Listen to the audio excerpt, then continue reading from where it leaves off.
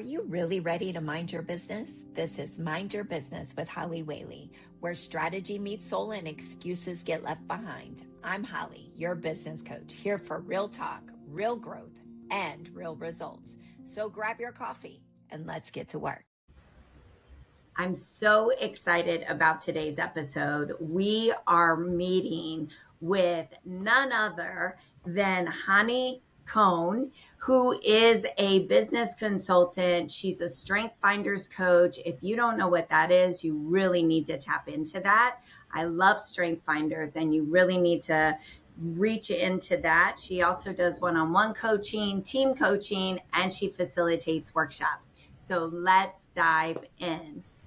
Hi, how are you today? I'm good. How are you? It's so great to see you. It's great to see you too. I'm so excited because your business is fairly new, right?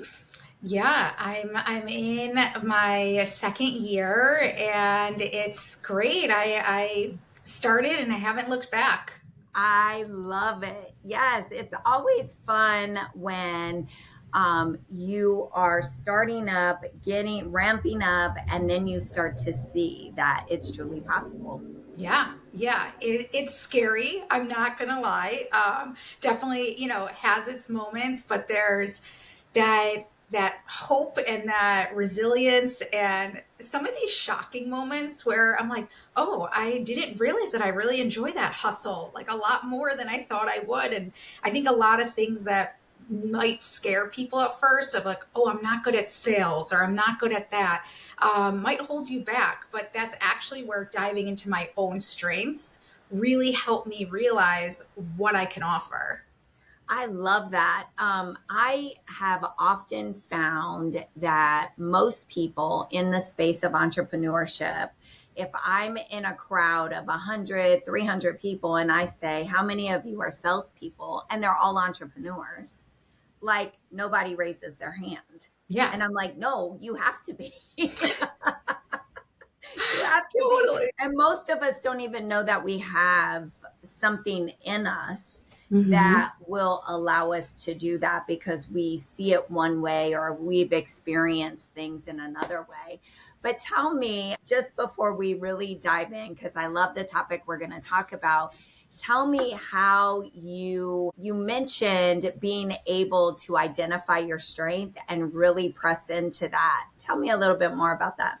Yeah. So for those who are familiar with Gallup, I lead with what they call relationship building strengths. So Gallup has 34 strengths within their assessment, and then they group them into different domains. So the one that I lead with is called relationship building, and influencing is another domain, which was not my highest. So my immediate thought was like, oh, how could I go out on my own? I don't know. I don't think I could do this very well. But then I was speaking with a mentor of mine who had experienced something similar, and hearing her journey also helped me realize similarly that because of my relationship building strength, that's how I influence. That's how I get that sale. That's because I build that trust with folks. And I really put deep effort and time into building meaningful relationships. I do pop into people's head, or when that email comes through, they do want to answer or brainstorm, or they're reaching out to me for something, or I'm just reaching out as a, hey, how are you doing? Can we catch up? With no, ulterior motive or agenda. But that was the aha moment where it was like, oh, okay, I can still get there. I just have to dive into the things that come naturally to me that I know how to do so well. And that's how I'm going to build that rapport and build that book of business. I love that. If somebody's listening right now and says, well, how do I know what my strengths are? I think I know what they are. What would you say to them? So I would first see if they've taken the Gallup assessment, and if they have, then we can dive into it. I ask them when did they last take it, because sometimes it could have been 10 years ago, and I would recommend that they take it again, because within that span of time there could be a lot of life changes or things that happen, and their strengths might more or less be the same, but some of the placement of them might shift and move. And if they haven't, that's a great opportunity. Take the assessment, and then you get a really comprehensive report from Gallup. But I do always recommend to people that, whether that's me or someone else, it's really, really helpful to walk through it and debrief your report with a certified coach, because the knowledge they have and the expertise and the understanding of how strengths play together and some of the blind spots, and to understand and hear your situation, maybe something you're working through. The report, obviously, it's not dynamic, so it's not going to be able to help you think through that like a coach can. So it's definitely the avenue. Yeah. I think it's so important because most of the time we're taught to work on our weaknesses. Yeah. And as soon as I found Gallup, I was like, this is the way we've always should have been working, right? Like working towards our strengths. And I always tell people, work in your strength, hire your weakness, right? Because then you're letting somebody else work in their strength. And as I tell people that, I find a lot of them don't even realize what their strengths are or how to use them properly. So, or even develop them greater. I mean, if you think of athletes, like a perfect example of someone who, you know, is honing their strength. They know their strength and they're honing that talent day after day after day. And they're hiring those to help them with what might be a perceived weakness or something that they need to. But the most thing that they're doing day in and day out is honing their craft and their skill that they're already really good at. Because like an Olympian or, you know, an NHL star, they're not just sitting on the bench. They're not just sitting and waiting, you know, oh, okay, it's the Olympics, I'm just going to come. No, they're spending hours and hours. And I'm not an athlete, but I still need to hone my practice. I'm still constantly learning. And I think that's so critical that everyone should really remember that if you can focus on your strengths, think of how great you can be. And it's funny how you mentioned the weaknesses, because when I'll be, working with a team, I'll always ask of, okay, when you got your report, who actually looked at number 1 and who went first to number 34? Because so many times everyone first goes to number 34 to see, what am I bad at? What do I have to get better at? Where's my weakness? Like you said, like it's how we're wired, of what can I do better? Instead of, I remind them, like, you just completely skipped over your top 10 strengths that make you you and make you unique. Because over 34 million people have taken this assessment, and no two assessments are the same. I love that. I love that. So today, I could talk about strengths all day. I love it. I think that's really where people should focus, right? Like you said, hone your craft. I hadn't really thought about it in that way, but it's absolutely true. Like we have to be consistently learning. And as we're learning, just even as we know, new technology comes in, how does that impact my business? Is it something I need to implement? You don't have to be the expert, but when you are operating in your strengths, it's easier for you to know and identify where you need support.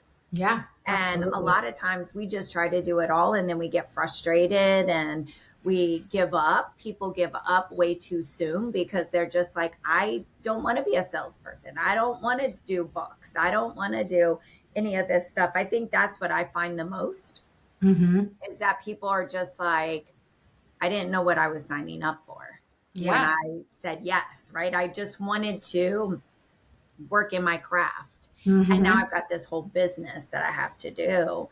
And so it's really about adjusting and finding ways that you continue to hone your craft and hire the right people to work in theirs. Yeah. So, yeah, absolutely. Yeah, it's great. So I know we were talking just before we started recording this about where your wheelhouse really is and how you are working with some very dynamic people. So share a little bit about where your business is going? Yeah, sure. So it's really exciting. And, we were talking just as I've been reflecting, this is a reflective time of the year. And, just thinking of the clients I'm working with and, is there any theme within that? And I started really noticing that there was this overall theme that all of my clients or majority are really high achievers. And I really relate to that as a high achiever. And if you know Gallup, achiever is my number 5. So it's very near and dear to my heart. And it really, really, truly resonated with me because I yes, I'm not in, I may have been in some of the industries that my clients are currently in. But even if I'm not, I deeply understand, what they're going through, what they're trying to accomplish, that mental gymnastics that you're constantly doing as a high achiever. And really that the burning the candle at all ends and the impact that has. And it's been really interesting journey of what I love is being able to provide with each of my clients this language of strengths, and it really resonates with them. And a lot of them have that aha moment of oh, like there's a name for this. I just thought that comes naturally to me. That's just me. I didn't know there's a name for that. So it provides them this really helpful language to use, whether like for themselves, with their teams. And then I also work with them on this tool I'm certified in. It's called Echo Listening Intelligence, to help them understand their preferences for listening and what type of listener are you? So you could be analytical, you could be more connective. And it helps you see then, if you do this in a team setting, let's say I'm presenting to someone who is an analytical listener, but I myself am connective. So I'm usually listening for, how does something affect the team? How are people feeling about it?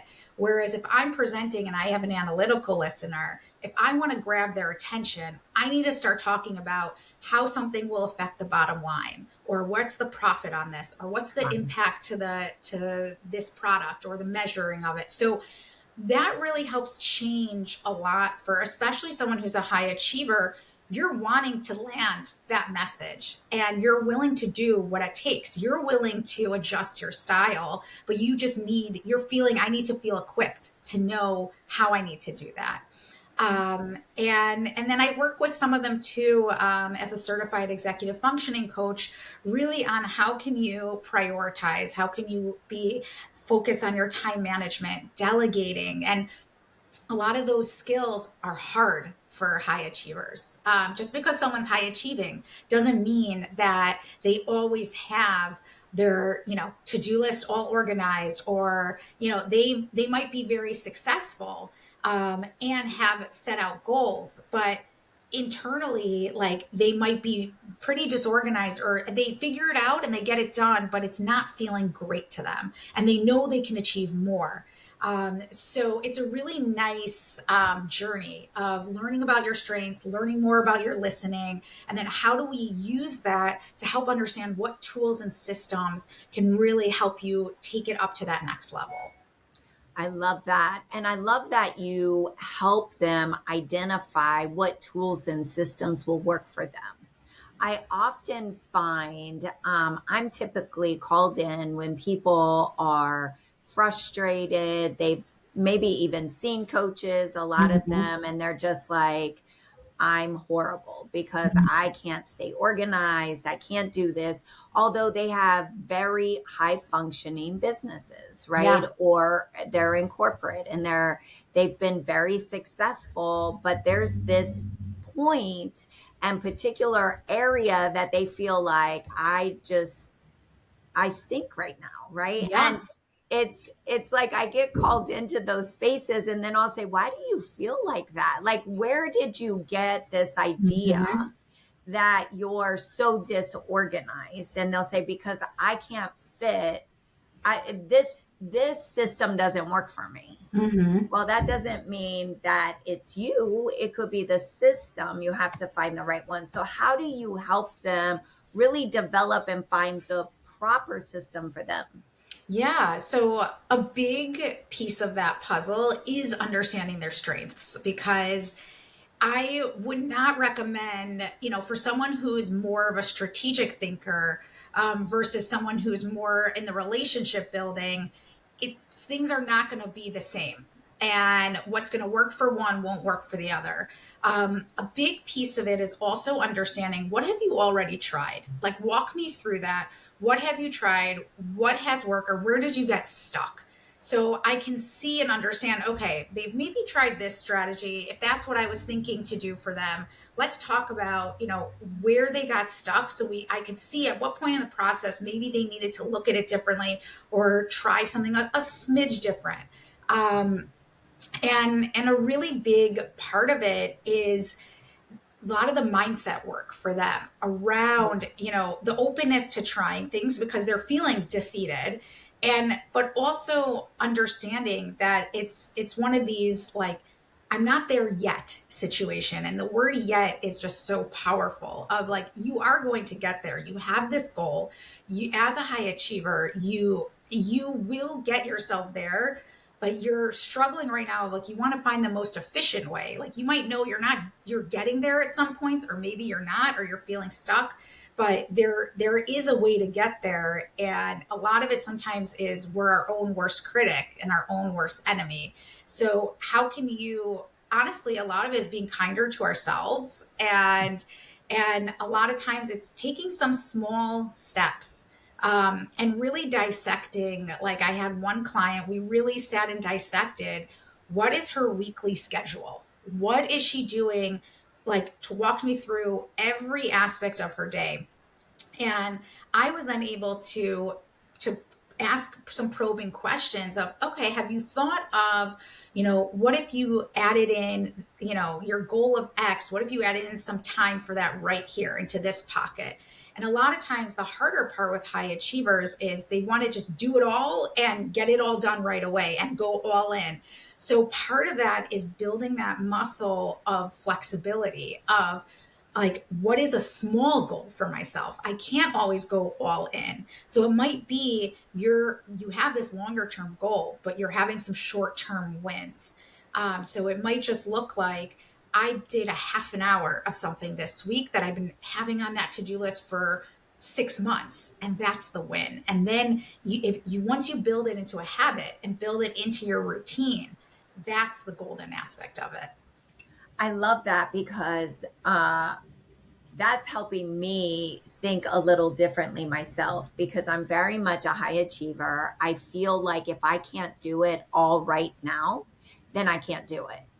Yeah. It's not that it won't get done. I just can't do it. And so I write. I love to write. It's an outlet for me. But there is a book, one particular book that I need to just finish. It's done. I just need to do the final steps. But while writing the book, it's a very personal book. So it was more emotional, harder, it's kind of that vulnerable space. And I would sit and say, well, if I can't write it like the entire book today, Mm-hmm. forget it, right? Like, I'll try it again tomorrow. And then 6 months goes by and you're like, I haven't done anything, which you're right. How do you continue to make allow your overachievers, not make, but allow your overachievers to see that it is those small, consistent steps that get you to the Mm-hmm. finish line? Yeah. And that's where, like, we'll spend time, like, can we chunk out the work into these steps that can help you see that it's part of this bigger goal, and you're doing it, you're having this smaller progress is still progress. It's better to have those, to look back on a week and say, I'm so happy that I sat down and wrote for a half an hour or an hour, versus 6 months going by and I haven't touched it all. Because if you think Right. of over 6 months, if you could write for a half hour or an hour a week, that would be fabulous. Right. Absolutely. I think it's, like you said, using that muscle, building that muscle to understand the small steps, Yeah. and really being able to identify that. So I know we're coming up to the end, but I have one last question Yeah. for you, if that's okay. Sure. So, how do you help people identify if they're an overachiever? Because for years, I would have said that wasn't true. I wasn't an Mm. overachiever, although I absolutely was and am. And my husband would say that a lot, and I'd be like, no, I'm not. No, I'm not. And it wasn't until I started hounding my kids to create them to be like me that I realized, oh, wait. First of all, let me take a step back, right? I am an overachiever, but how do you help people when they're like, I'm not an overachiever, but they are? Yeah, it's funny because I feel like a lot of people that I work with come to me with already sometimes mostly having that self-awareness, but it's a badge of pride. It's not a shameful thing. It's like I'm an overachiever. I'm a high achiever, and I'm like, me too. So they're really excited about it, and I want to build on that momentum. And there's times when people might come and say, I just need some help. I want to better understand myself. There's a lot going on. So like through conversations, I'll say, oh, like you only have a few things going on. Are you sure?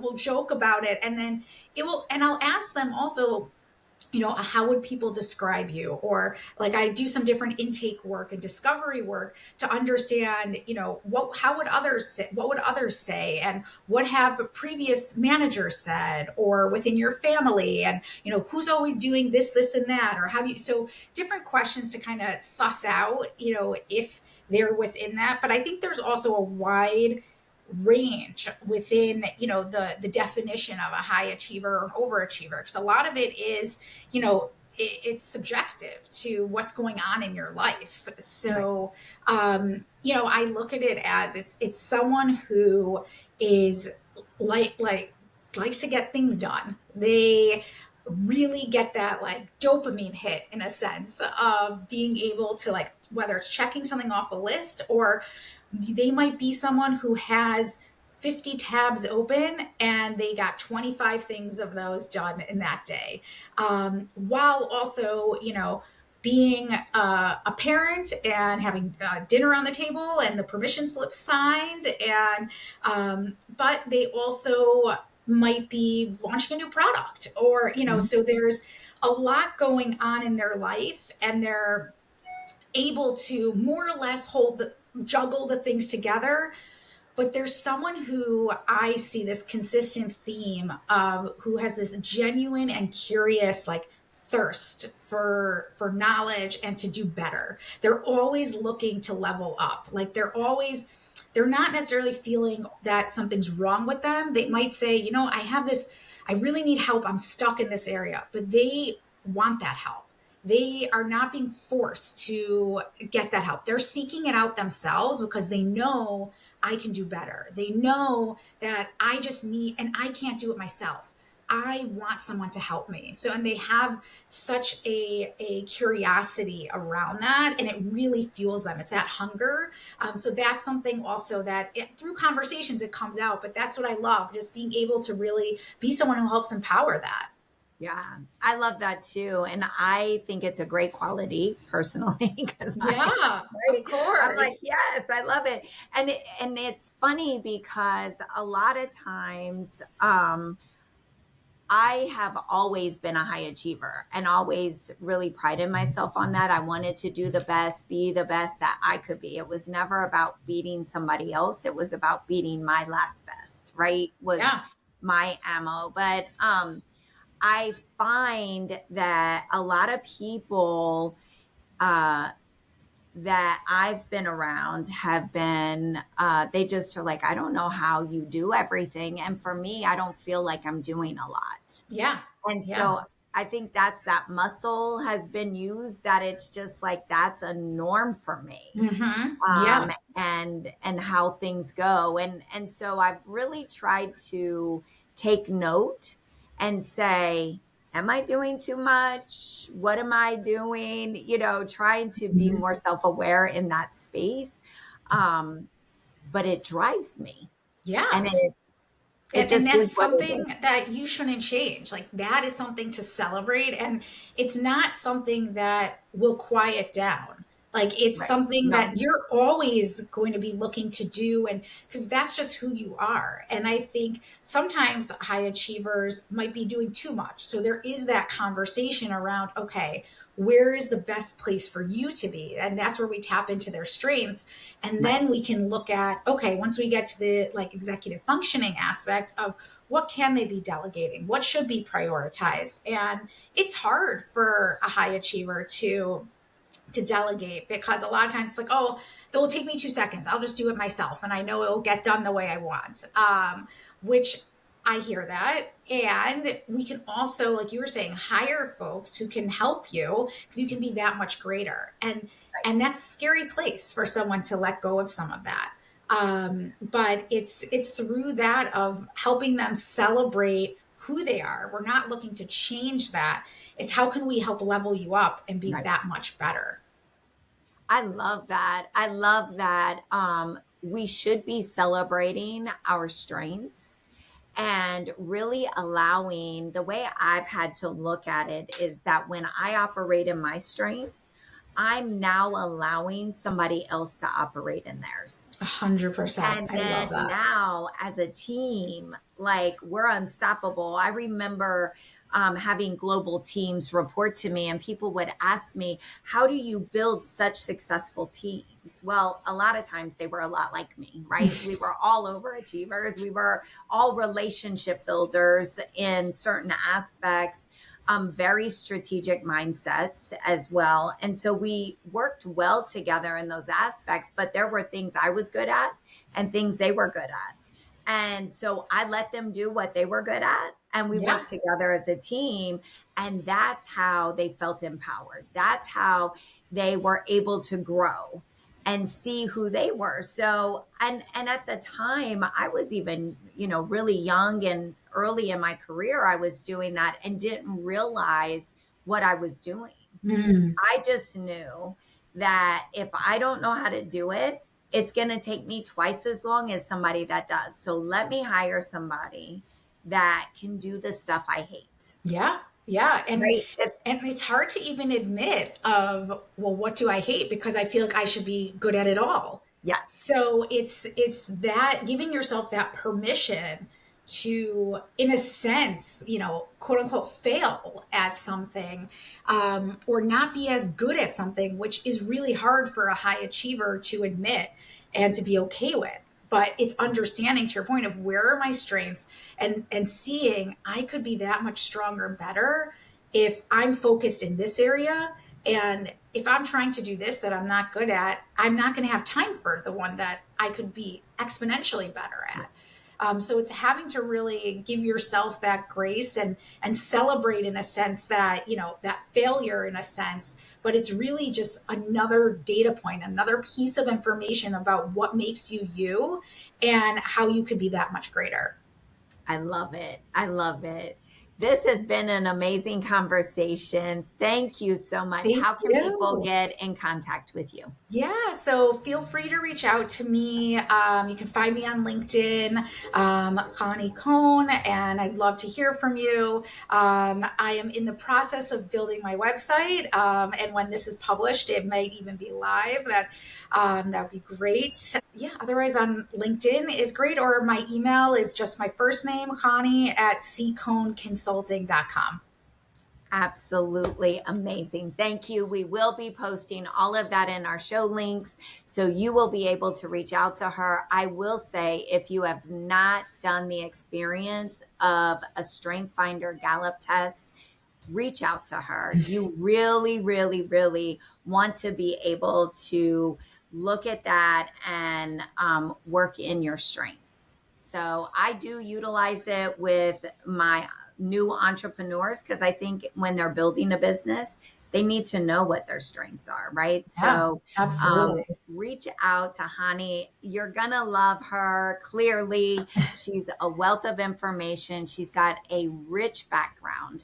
And so she knows what she's talking about and willing to help you. So thank you so much, honey, Of for course. being Thank here. you for having Really me. appreciate it. Yes, of course. Thank you all for joining. We'll be back next week. Thanks. Thank you.